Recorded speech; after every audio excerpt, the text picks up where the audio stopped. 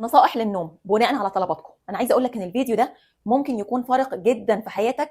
اسمعوا للاخر، واخر كام نصيحه هم الاهم.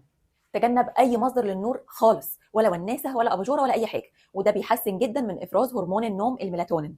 خد بالك ان مش كل الناس حساسيه الحواس بتاعتها زي بعض، ممكن صوت قليل جدا يصحيك وممكن نفس الصوت ده ما يصحيش حد جنبك. فتجنب تماما اي اصوات، ممكن تحط سدادات ودان او مخده صغيره. ثبت الميعاد اللي بتظبط فيه منبهك للصحيان كل يوم، لان ده اوتوماتيك هيظبط ميعاد نومك. بلاش قيلوله طويله في نص اليوم اكتر من نص ساعه عشان ما ياثرش على نومك بالليل. ساعه قبل النوم هتتجنب تماما اي اجهزه زي الموبايل او التلفزيون.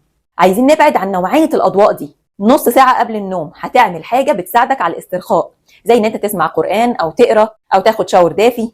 حاول بالنهار دايما تتعرض للشمس، لان ده بيحفز هرمونز بتحسن نوعيه نومك بالليل. انتظم في الرياضه حتى لو وقت قصير قوي، ان شاء الله ماشي منتظم هيفرق معاك كتير جدا.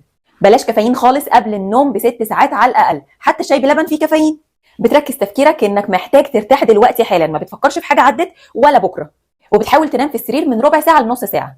لو ما عرفتش تنام خلال الوقت ده، قوم اعمل حاجه بتساعدك على الاسترخاء، زي مثلا القرايه في نور هادي. ولما تحس ان انت ابتديت تنعس، ادخل سريرك تاني. لكن اوعى تتقلب في السرير كتير وتفضل مستني النوم يجي لك مده طويله. مش محتاجه اقول لك طبعا ما بندخلش سرير ومعانا الموبايل. في مكملات كتير جدا ممكن تساعدك تنام احسن. لو مهتم تعرفها اكتب لي في التعليقات مكملات لنوم افضل، هبعتها لك.